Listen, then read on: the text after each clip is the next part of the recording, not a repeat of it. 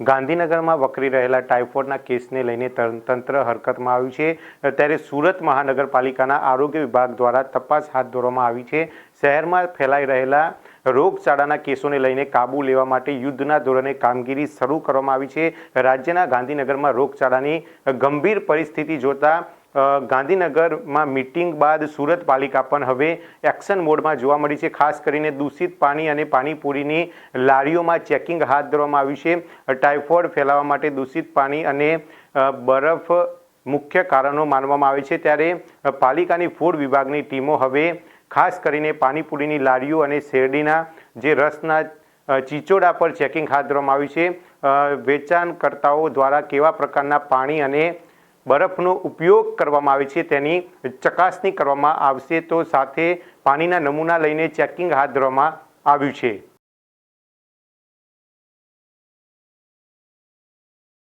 આપણે જાણીએ છીએ હમણાં છેલ્લા એક અઠવાડિયા 10 દિવસ પહેલાં ઇન્દોર અને ત્યાર પછી 2-3 દિવસ પહેલાં ગાંધીનગર ત્યાં આપણને પાણીજન્ય રોગચાળાના આઉટબ્રેક જોવા મળ્યા અને એના કારણે ગુજરાત સરકાર ખૂબ જ સેન્સિટિવ છે।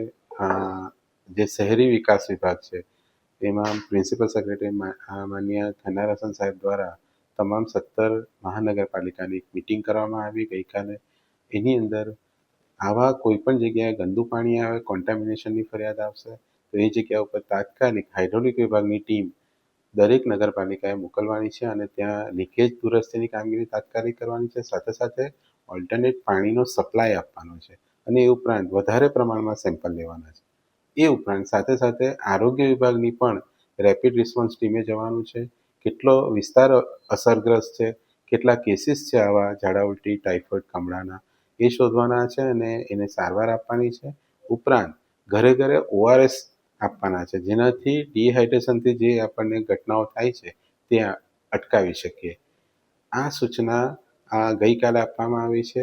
સુરત કોર્પોરેશન માનનીય મેયરશ્રી, માનનીય કમિશનર મેડમ તેઓ દ્વારા અગાઉથી જ આ પ્રકારની આપણે કામગીરી કરવા માટેની સૂચના આપેલી હતી, જેની અંદર સુરત કોર્પોરેશનની અંદર રોજે રોજ હાઇડ્રોલિક વિભાગ દ્વારા પણ 300થી 400 જેટલા પાણીના નમૂના લેવામાં આવે છે, જેનાથી આપણે જાણી શકીએ છીએ કે કયા વિસ્તારની અંદર કોન્ટામિનેટેડ વોટર આવે છે અને ત્યાં આપણે સામેથી જઈ અને કામગીરી કરીએ છીએ। અને સાથે સાથે આરોગ્ય વિભાગ દ્વારા તમામ હોસ્પિટલ એટલે કે urban health centre, civil, SMIMER, Muskati hospital અને બીજા પ્રાઇવેટ હોસ્પિટલ એમાંથી આ રોગચાળાની માહિતી મેળવવામાં આવે છે અને એ જગ્યા ઉપર જઈ અને કોર્પોરેશનની રેપિડ રેસ્પોન્સ ટીમ દ્વારા બીજા કેસીસ છે કે નહીં અને બીજા શું કારણથી કેસ થયા છે એની તમામ કામગીરી હાથ ધરવામાં આવે છે।